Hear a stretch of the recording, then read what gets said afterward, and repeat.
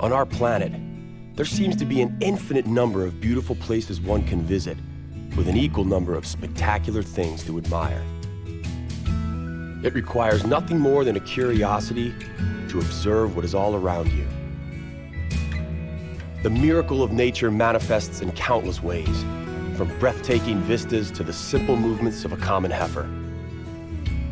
The purpose of this program is to present you with the extraordinary diversity of our miraculous blue planet so that you can discover these things for yourself. Today, we begin in Costa Rica, in an amazing rainforest. Here, they make delicious chocolate out of cocoa beans. Mother Nature is at her magnificent best, showcasing hundreds of plant and animal species. To wrap up, we'll take all precaution necessary to look at one of today's most active volcanoes. Green monkeys will be our tour guides in the Kenyan lost city of Getty. Later, we will stop to wonder at the poetic symbiosis of wildlife in such close proximity to the capital, Nairobi. Despite its 200-year existence, some members of the animal kingdom remain oblivious to Nairobi's existence.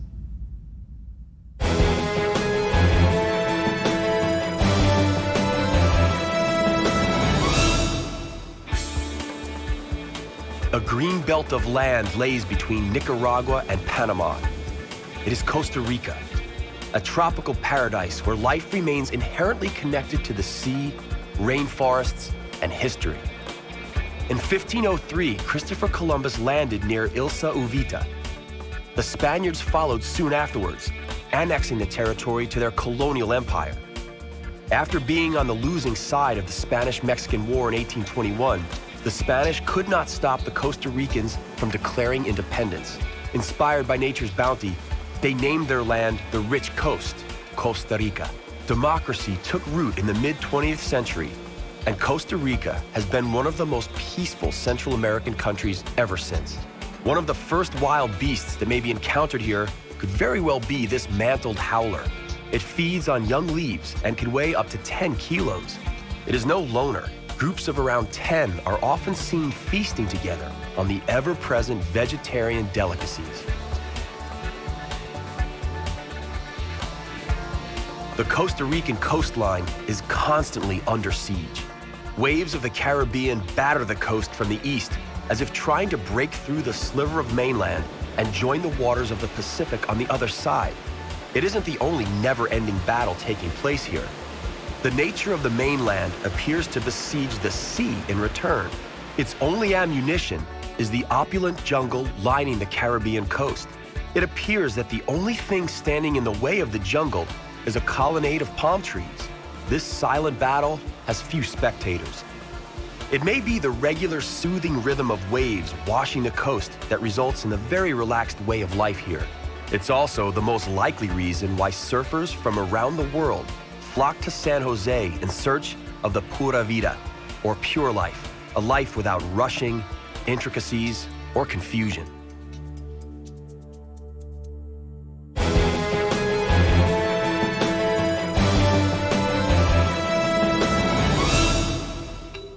It is very advisable to wear neoprene shoes, boots, or Wellingtons when entering the Costa Rican jungle. It is wet here. We're talking misty rainforests. The cloud of vapor emitted by the rainforest each day ensures the prevailing humidity. This is no place for a rheumatic to be. The Costa Ricans truly love nature. They established 20 national parks and 8 reservations here, covering an incredible 27% of the country's area. Bird watchers can admire over 850 types of birds, one of which is this boat-billed heron. It lives in the mangroves lining riverbanks and survives on crustaceans and fish. It can exceed half a meter in height, and it is apparent why it was given the name boat-billed, thanks to its unique bill. It is one of the most distinctive birds of the Costa Rican jungle. In this labyrinth of trees, bushes, and other sorts of plants, the entangled boughs form a safety net above the water. Curtains of greenery surround the canals and generate a humid duskiness. There is a slight resemblance to Venice, the only difference being that our unstable Costa Rican gondola floats among stout lush tree palaces belonging to birds and reptiles. It's a good thing that no time is wasted nowadays by swapping film rolls and digital cameras. Looking around, it would be a great shame to miss anything. This turtle, for instance, or that plumed basilisk over there. It runs so fast that it can actually skim the water's surface, appearing to walk on water. This is why the locals call it the basilisk of Jesus Christ. There are tens of thousands of plants here, including 1,200 species of orchid. One can only envy the sloth. He's got his whole life to take in the beauty of the jungle. We, unfortunately, have to move on.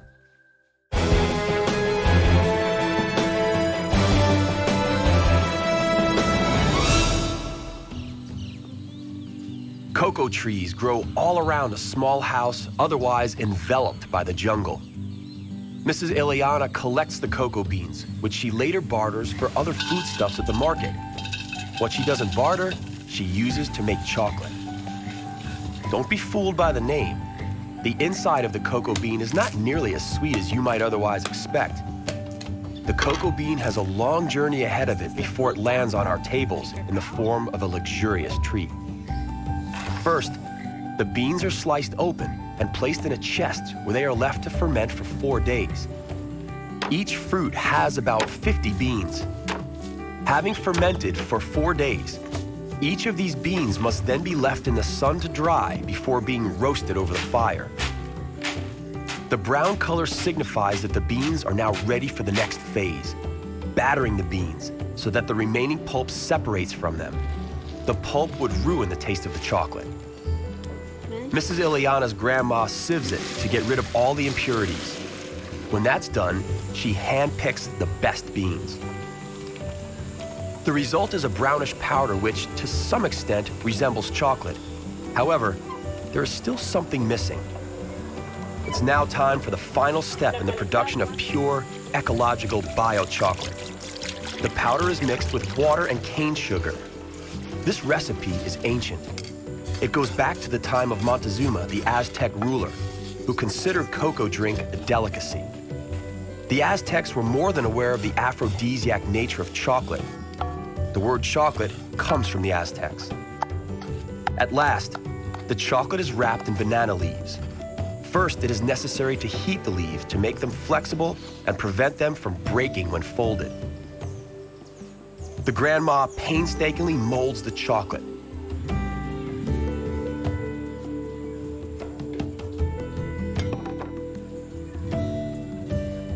Our treats are ready. Those may come in handy as we are now headed toward the distant waterfalls and a murky, forbidding volcano.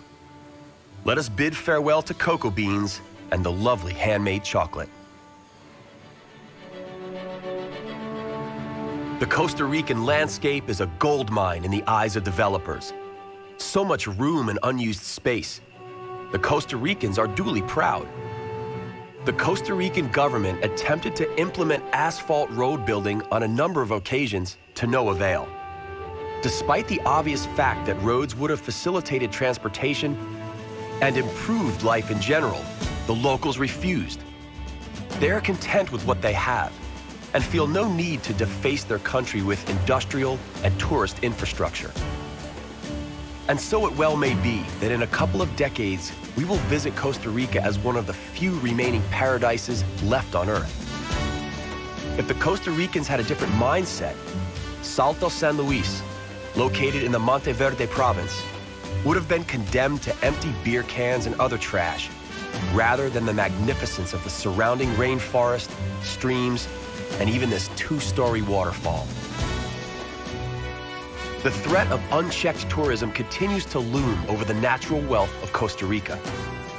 This is why the Costa Rican government devised a system of hanging bridges over the misty rainforests in the national parks. Visitors may thus admire the beauty of the rainforest without trampling plant life or stressing the animals. And of course, you can't pull up plants as a souvenir if you can't reach them. This experience could be rather unpleasant for those afraid of heights or suffering from vertigo. Count yourself lucky if you are not one of them. You can take advantage of the intricate system that allows you to be hauled even higher, where you can admire the rooftop of the rainforest. It can be a breathtaking, awe-inspiring, adrenaline-pumping experience, and more than well worth it. Each tree is a world of its own, a real green microcosm in a great green macrocosmos. A few hundred years ago, the Spaniards were disappointed not to have discovered any gold in Costa Rica. At that time, they failed to notice the treasure all around them.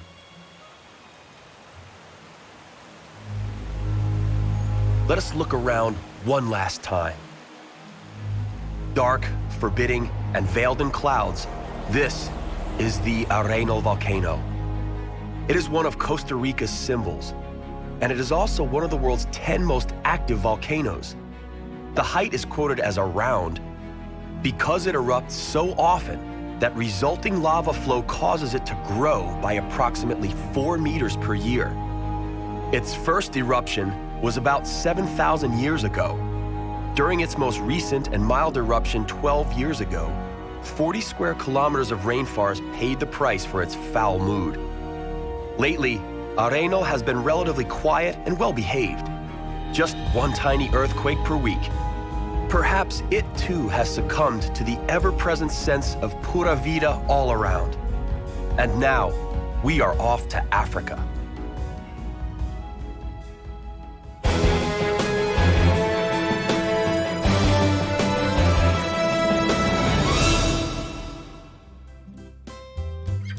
Welcome to the Kenyan coast, bathed by the Indian Ocean. The sun is slowly rising above the Kenyan Swahili coast. The name alone signifies that we are about to meet a coastal culture. The word Swahili comes from the Arabic word Sahil, meaning coast, and the plural is Sawahel. It is a seafaring culture inherently linked to trade in the Indian Ocean. This coastline began to lure Arabic and Persian merchants as early as the first millennium AD. The area was rich in ivory, but the slave trade was by far the most lucrative at the time. Today, the coast is a source of revenue for fishermen and from tourists. Mombasa, a city of almost 1 million inhabitants. It has a distinguished past. First records of its existence come from 16th century Portuguese seafarers. The traffic anarchy can seem bewildering to the unsuspecting tourists. The locals, however, have it down to a science. The portrait of President Obama, whose grandparents came from Kenya, is to be seen on many matatu, the local version of a minibus taxi. Amid the busy street life, city parks are a welcome oasis of peace and quiet sought out by the locals, just to relax or enjoy a small picnic. In between the thick trunks of the baobab trees, they find ample shade.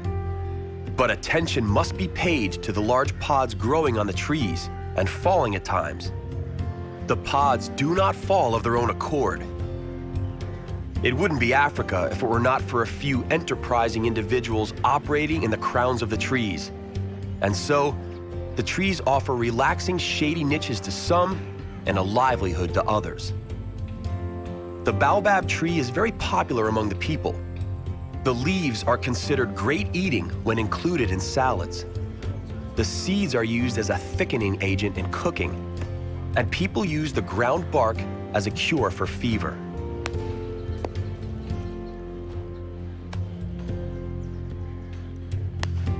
Collection of this fruit may seem a risky business, but the wide boughs are sidewalks to the feet of an experienced collector.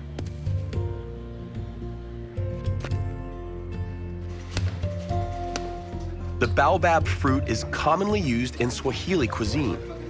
It offers more vitamin C than oranges and provides more calcium than cow's milk.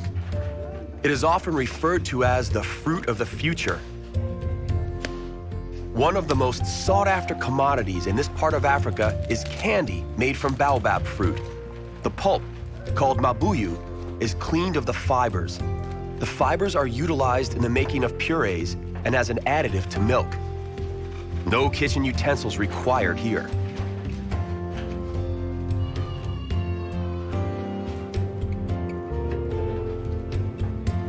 The pulp is carefully selected. This is followed by the preparation of a red dye with a dash of chili.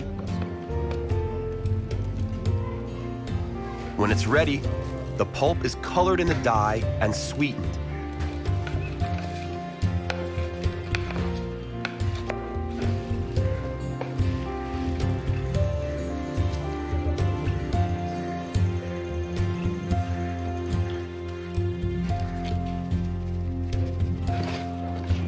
And there it is, a candy treat. The baobab is, indeed, a tree worth singing praise to, not just due to its sheer size, but because of how practical it is.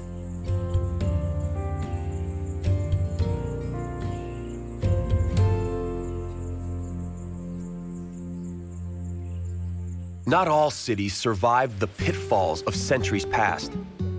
For unknown reasons, life suddenly vanished from the city of Getty at the end of the 17th century. The city is veiled in mystery. Though no official records exist, the expanse of observable ruins gives silent testimony to the wealth and glory of Getty. In the first half of the 20th century, archaeologists unearthed the remains of a port and a tomb dating back to the end of the 14th century. Neither gave away any secrets. It is almost as if Getty was cursed, or that something wanted to deny it ever existed at all. It is a place perfectly suited for an H.P. Lovecraft story. The city was devoured by the jungle, and its ruins are now occupied by a troop of green monkeys.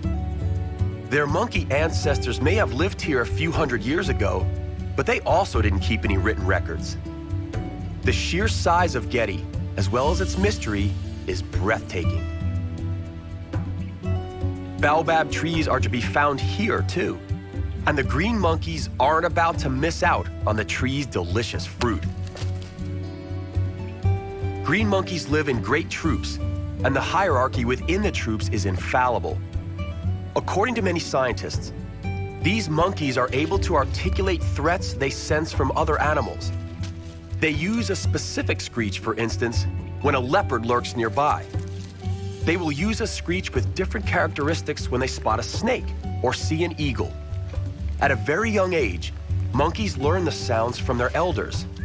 Similar to naughty adolescents, they derive great pleasure and entertainment from freaking out the adults using these warning sounds just for the heck of it. The mother monkeys have no tolerance for such silly pranks and are determined to teach their young good manners. The youngsters are in for a good walloping. That is, if the mothers manage to catch them.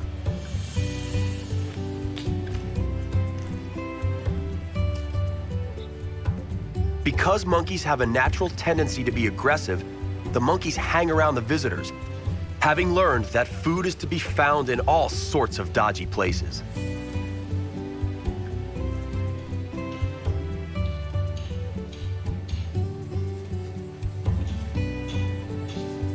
Monkeys are not the only animals thriving in the surrounding forest.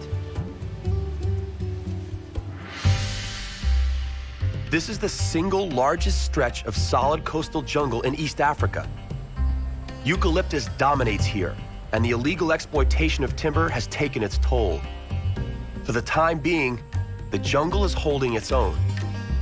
It is large and vast. As a result, animals are able to continue to find refuge there. An abundance of endangered bird and butterfly species gather here, as does a herd of elephants. Unfortunately, the growth is too thick and impenetrable for us to see them. A man without a donkey is a donkey. This is one of many Swahili proverbs. It applies especially on the island of Lamu. Its capital, Lamu, dates back to the beginning of the 16th century.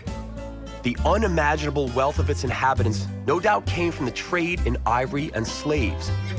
The city has managed to maintain its character and remains a unique example of Swahili architecture. It has been included by UNESCO as a cultural heritage site. Clearly, no other means of transport but a donkey would do in its narrow, winding streets. 2 tractors appeared on the island recently, and the police force can also brag of its own vehicle.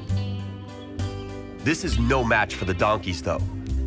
There are 3,000 donkeys on the island, so they ensure that they are the majority of the interstate transportation. The goods are offloaded in the port. From there, they reach their designated destination atop one of these stubborn creatures.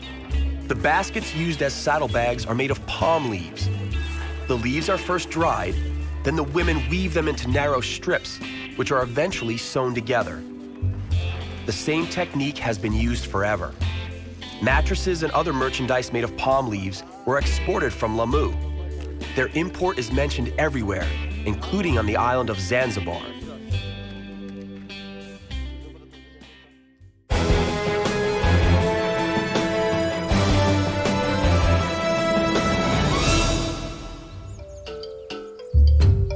Kenya's capital, Nairobi, is nicknamed Nairobi because of its staggering criminality.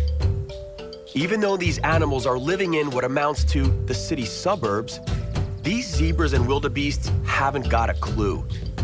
They live peacefully within sight of the city, but at the same time sufficiently far away from it.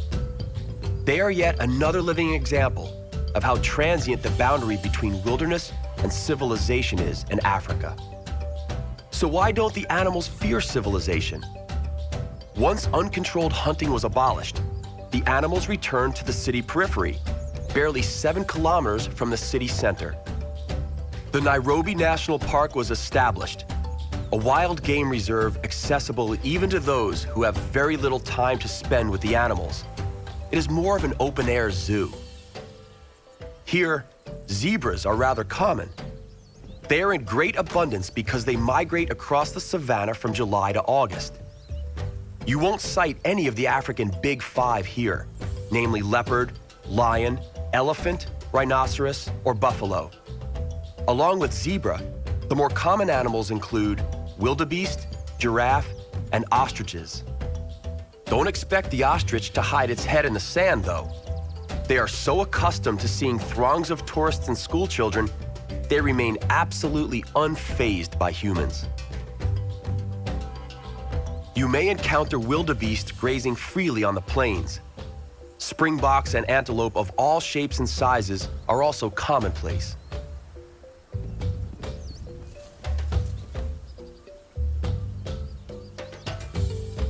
Herons prudently thrown at waterholes. Waterholes are essential for the survival of all in the savanna, and generic animosities are forgotten here. Giraffes float by majestically, looking down upon the world. They deserve their God syndrome, being the living proof of Darwin's evolutionary theories. They stretched so far and so long to reach the highest and furthest growth that they survived.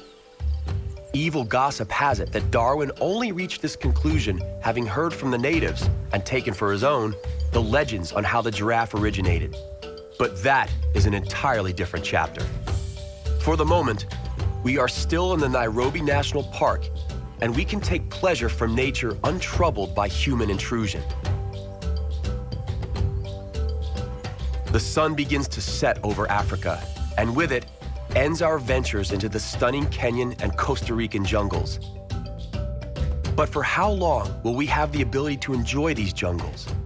For only as long as we are willing to accept the responsibility of being good stewards to the land and our environment.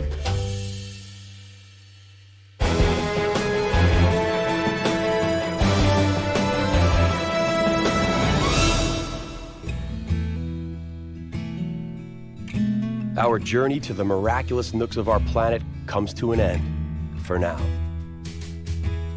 On the next exploration of our compelling and bountiful planet Earth, we will visit Iceland and marvel at its numerous hot springs. But it is also steeped in a rich cultural history. And there's nothing quite like the rejuvenating thermal baths and breathtaking Nordic vistas you find in Iceland. Tropical Laos is also inseparably linked to nature. Only here, monochromatic white glaciers are replaced by lush green scenery. We will lose ourselves in the intricate cave labyrinth of the Laotian underground, only to re-emerge into the sunlight and get up close and personal with the water buffalo on the Mekong River. That's all right here on Miracles of Nature.